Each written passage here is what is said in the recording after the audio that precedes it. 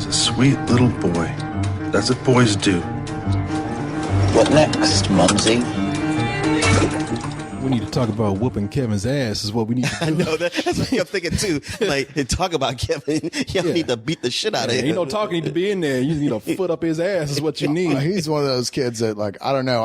I'm not a parent, so I can't speak to that, relationship. But you know how warning bells just go off like blaringly loud in your ears 20 seconds into talking to some people, where you're like, whoa, this person is Looney Tunes. They are not operating on, I need to get the fuck out of here. Yeah. He is one of those guys that anybody who meets him, it's a little shocking to even conceive that they wouldn't just go immediately, yeah, I need to leave. Yeah. No, this deals with the pretty much the psychology in this movie. It's a fictitious killing spree at a high school, and Kevin is the one that did it. And you are given mainly the perspective of him and the relationship with his mother. Kevin apparently fools everybody into thinking that he's a sweet kid, mainly from his father, played by John C. Reilly, who seems to be kind of checked out most of the time. He just, well, it's funny, the perspective that goes on from the movie, from the characters are because everybody else is just like, well, hey, that guy, he's kind of cute, but he's fucking weird. So, somebody knows something wrong with him. But the person who does really understand that something's wrong with them, to the point where, like, no one else seems to get it, and she starts to doubt her own sanity really about this, is his own mother, played by Tilda Swinton. Yeah. Who, I mean, he is such, from the point that he's an infant, he is just spitting in her face and just fucking with her at every turn. Yeah, as an infant, like, he just cry, and she's telling her husband, this kid hates me. She's like, and John C. Reilly, like, it's a baby. She's like, no, he hates me. Look, and then he picks him up and the baby just stops. I mean, it's a Michigan J. Frog baby, like the baby, like, is hating the mom, except when everybody else comes around, it's like, kid's like, man, I don't know why mom hates me so much. I know we get along. I try, but that's what I wonder about this film. Again, it's one of those movies where I came out angry, and I know the movie wants you to probably have some very charged emotions, but I thought about it and I was like, this movie, it's very thought provoking in the sense that when you see Tilda Swinton saying all this stuff, like this kid hates me, I really wonder if that is, if it is in her head. We'll see in the movie pretty much through her eyes. It's interesting because how they play it is they put a lot of guilt on her throughout the entire movie. It's like, even like before she has a kid, she's a successful writer. Yeah. She's very independent, doing her own thing. So having a kid, it's almost like, okay, I'm kind of playing at being a mother. So I think for her, it's a lot of like, well, maybe this is happening because I didn't really settle down and bond, and it's always my fault. And maybe I am imagining that he's weird.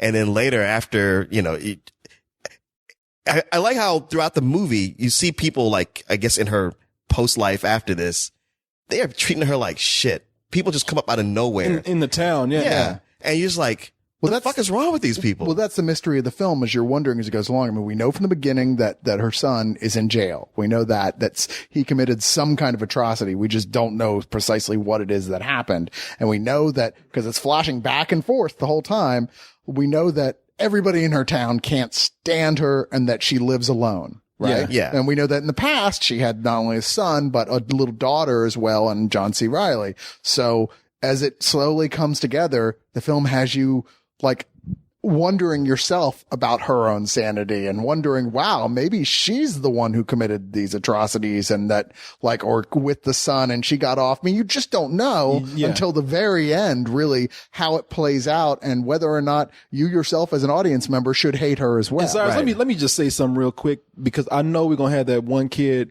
who's going to write a comment, that one little Kevin for me, who's going to come in and say, man, you guys are spoiling a lot. Normally I would have stopped us and said, let's not give away too much. I wouldn't have even opened with talking about a high school killing, but you're going to read, you probably see this review and you want to read up more, and every description starts out talking about how this is based on a book, how this movie follows this kid who's done a high school killing. They've done this in the first sentence, so don't come up here talking that shit to me. Well, right from the beginning, you know that he's in jail, and it was for something really, really horrendous. Yeah, so, yeah. Like I said, the core question of the film is whether or not she did something horrendous as well. Yeah. And, as it goes along, I mean, you're right. Like we were talking about earlier, okay, so he is a monster. We see that early on. I mean, from an infant, he's a monster. And as he grows into a toddler, he's even more of a monster. And he grows into a teenager, played very, very effectively by Ezra Miller. Yeah. He is just a terrifying sociopath of a kid.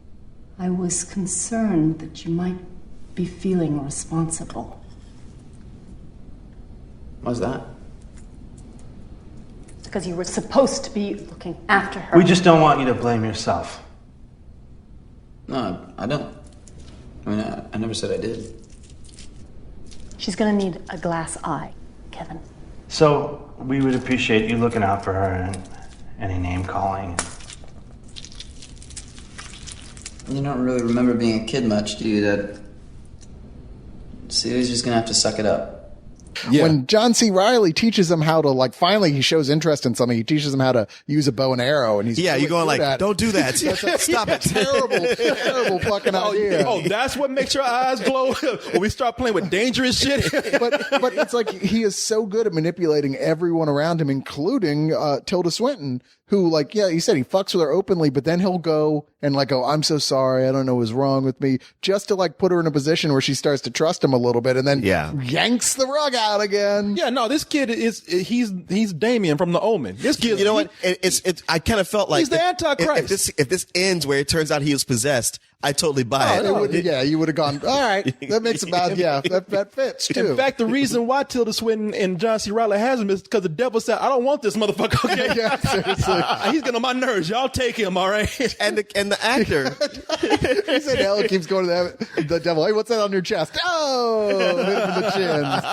Get the fuck out of here. asshole. He said Ezra Miller. That's that the kid's name? Yeah, he's so good at this. Like, even that actor, I wouldn't be friends with him. I couldn't have him over here. I'm like, sorry, A dude. creepy looking kid. Yeah. He really is. There's something about his face. You're like, what is going on with you? I just saw him in another movie where he was supposed to be more of a comedic lead, and I just had a really Sorry, hard dude. time. Nope, don't trust you. It's like, no, dude, I've seen what you can do. Dude. No. Forget about it. Not I would trusting invite him over to the house, and I would actually have him committed. I would call the funny house and have him put in a straitjacket. That kid, he's great. I mean, the kid who even plays him, I don't know, Jasper Newell is a kid that plays him from like 6 to 8. Right. That kid is really great. And that's the one that really just, look, you never shake a baby, but you shake that asshole right there. You didn't shake that shit out of him. Yeah, because he just follows her around the house. He's dangerous. I hope he's like an Etch-a-Sketch with good and evil. You shake him about, he has a beard and shit. But no, it's when Kevin becomes a teenager, he's chilling. He's scary. No, he's somebody. He is a sociopath. He's somebody that is given all kind of warning signs out there of being someone who's very dangerous. But when he's like 7 years old, he's just annoying, man. He's following his mom around the house. Just, nah, nah, nah, nah, nah. She's like, could you please stop? Okay. Nah, nah, nah, nah, nah. I'm just like, man, this kid would, I'd have waterboarded his ass. we would have went hiking and he would have had the worst accident in the world. Send him hunting with Dick Cheney. Yeah, no, I would have. Oops, did he shoot you in the face? Sorry. Yeah, an eagle would have flew off on him with his ass or something. Put these goat horns on. Stand on that mountain right there. Want to play sheep? Yeah. Even though this was written originally by a guy, it was adapted by a woman, Lynn Ramsey, who did a movie, Movern Cellar. I don't know if you ever saw that. I don't know. That one. Yeah, pretty good little art house film, and it got certainly lots of notice. But this is a film that feels like it was written by a woman because it's really got ultimately kind of a feminist point of view, sort of a like this woman who, with everything she has had to deal with, still everyone hates on her anyway, almost by default. She's the mother. It's her fault that this went totally wrong. If I didn't know better, I would have sworn it was directed by Lars von Trier. The way all the shit she has to put up with. That she is just like, seems like the strongest person in the world. And there's those moments that she breaks a little and literally in one sense. Yeah. But, and you're like, okay, I can't believe you held out that long. Right. But even so, when you look at society, when any mom loses it, on any level, we're all like, fuck that bitch. You're like, man, it ain't easy being a mom if your child is a piece of shit. I know. I mean, it does, ask that question, like, what do you do? Cause, something like that, you have like a Columbine shooting or one of those and everybody's upset and they always turn to the parents. Like, what were these parents doing? How come they weren't watching? But it's like, I think there's only so much you can do. Well, see, that's what I like the perspective that is taken from, we usually hear about the kid story when this thing happens. Yeah. And I think that this movie actually the kid story when this thing happened. Yeah. And I think that this movie actually takes it and makes that side of the story a little more one-sided than I like. I mean, it's, this kid is just a monster, and then you have to deal with what the parents go through. But you never see what the parents have to go through, because a lot of people, I imagine if it's not self-inflicted guilt, then there are parents, especially the parents of the victims, they want to blame somebody so bad that they blame the mom or the parents of the kid that committed the crime, or the kids that committed the crime. And that's what they show in this movie, which is really good because it makes the movie, have a lot of themes going through there. I mean, not only do you have this theme that we were just telling you about, but it's also about, what would you do if you had to lose somebody? Where would your blame go? Where would your anger go? And then it also goes to like, what about forgiveness? I mean, who can forgive and who can't? And you might be surprised to learn how that happens in this movie. I think it handles that very well. I think, like I said, the only thing that really got to me is like they think that it's just a one-sided story of a Columbine kind of situation. And, really near the end of the movie, I was like, okay, I got it. Kevin is fucking evil. Okay. I hate this kid so much that he's making me hate this movie. I mean, not to define good and evil as like, palpable things per se, but as close as we can look at someone and say, that guy is just evil. There are people like him. I mean, you don't have to look very far in history to find people who are just like that, who are total raging sociopaths or psychopaths. Well, you can say co-host. He's not here right now. All right, fine. Co-host, yeah. That's what I'm saying. Tired of having to buy it. Co-hosts are like, I give this movie some old bullshit. I mean, I liked it quite a bit and all, but I still give it some old bullshit. Tired of having to keep buying quicklime for him. Dude. Jesus Christ. All those dead bodies in his backyard. But you know what? I didn't have a problem with that at all. I thought ultimately it's not really about that kid being evil. It's about the maternal instinct. It's overcoming almost anything, really. It's about this woman's strength. And I think that one of the transformative moments with that is at the very end of the movie. And I don't want to give anything away. It's what separates it from other horror movies. Cause in a lot of ways, this is very much a horror film. Sure. It's art house horror, sure, but I would still qualify as a horror movie first and foremost. But the ending truly makes it into something so much more almost redemptive, really. And I think that's where you walked out angry and I walked out going, okay, I understand what this movie was trying to tell me and I feel really good about it. It's confusing and it's difficult to swallow for someone who maybe has no attachment to this type of situation or doesn't even understand how you could be in Tilda Swinton's point of view. Yeah. But I got it. I was like, okay. I mean, I've given birth to 4 or 5 children, so I get it. No, and they're all evil. Yes, I had to kill them all, admittedly. Cats don't count, and cats are all evil. My little furry babies. Yeah, Tilda Swinton is so good in this role. Is the number one thing we have to say, though. I think.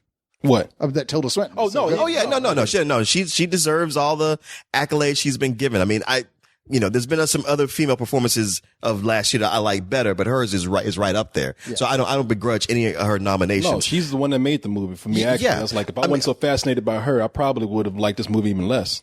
I you know what? I see both of your points, and I probably agree with Cyrus a little bit more. But you don't even know what I mean. Yeah, I don't hate the movie. I didn't say you hate the movie, but you said how it gave you a feeling of not liking, like you were so in dislike of this character in the situation. I never said that. You just said that. That was evil, Corey. I never said that. Did you see he had the goatee on? Yeah. This shitty movie. I'm saying it's such an unpleasant experience watching it that you can almost attach it to the movie, but you have to step back and appreciate how well it's made. I mean, on such a small budget, they do a lot. It's very effective. It also definitively answers the question that if your kid murders people in a town, should you continue to live there? I said the answer is no. That is what got me. I'm like, God damn. Every morning when you come out the house, people like, you see that people like threw red paint at your walls. I mean, you got old women just come up and slapping you, and you always, I mean, shit, you should learn after living with Kevin, because every time you leave the house, you got that one kid across the street who just every morning is looking at you like, and you know you can't do nothing because everybody's gonna think like, oh, you kill kids too? Of course, if she had just moved away, there wouldn't have been a movie, so. Yeah, true. I was thinking the same thing. Damn, move to Krypton or something. You might have to move pretty far. I know, find the Fortress of Solitude or something. It's better than dealing with these assholes around the town. Yeah. Because that's another thing that really It makes you hate these people, although you kind of realize like, well, okay, I have to be sympathetic. that's where the toward conflict them. comes in, is Yeah. because these people, I mean, you got to understand they're hurting so bad, and you want to dislike them, but you realize what they're going through. I mean, but it gets to a point they just do some ass. Well, no, I things, do feel know? you can genuinely hate the people that she works with in that office. Yeah. Well, and it reflects the way that her son actually feels about people. I mean, there are points that he sort of expounds on his own psychosis and like how he thinks, I don't even understand why anybody is like worth a shit at all. They're all just creatures. They're things that are just But the concerned movie with even themselves. addressed- That his point of view, and the movie does everything to show in the flash forwards that people are just like he said they were. Well, except there's a couple of parts where the movie shows you, and especially in the most important part. I don't want to give details, but it counters that. Yeah, I agree. Yeah. That's why, you know, like I was saying, towards the end, it goes, all right, I get that. The whole thing eventually is very redemptive. It's about like, yeah, life is dirty and full of shit, but you know what? It is those little gems, those people in it who are like that make it all worth it. You know, maybe those people were trying to get her to move. You know, maybe she just wasn't listening. They're like, you know, she ain't gonna get it until we start. They wanted to build condos on that spot. I mean, maybe they just said, you know, you just need to go. You're not. We've asked you nicely. Now we gotta like smash your eggs and throw shit at your house and put that evil kid in front of there so they can look at you every morning. Now, you know, I listen. They hired a kid from out of town. Yeah. They looked at a lot of headshots, and his was the creepiest. Yeah, and- you know, you're an ugly kid. I got a job for you. Just scowl at that bitch every morning when she comes out. As much as I want to give this movie a lower rating, because it would come personally from me. There's a lot of stuff that I admire about the film. And I always say if a movie can make me think and continue to think about it when I leave, and it does, and it had me thinking about it on so many levels. I mean, there was just so many things going on in this film that made you question people, rough situations like that, redemption, forgiveness. I mean, I know you even got off the phone. I know. Wait a minute, man. This movie's making me feel something. Let me call you back. I'm gonna, and not to mention, all just topped with a very good performance, an excellent performance, one of the best performances I'd seen last year in 2011 by Tilda Swinton. I mean, I'm gonna give it a full price, even though Evil Corey wants to give it a matinee. Don't give in to Evil Corey. No, I don't. I fought him. Because things won't end well for Evil Corey. I know. I'm going to kill both of you. Hey, y'all want to see my new bow and arrow? Hey, I got this new machete. Y'all like this? Yeah, and then every time, and then every time Dr. Doom is trying to walk around out here, all the other cats are going. Yeah, look at it. You living with that evil Corey, aren't you? Look, it's those fucking cats that are throwing paint in my house. Fuck you, kiddies.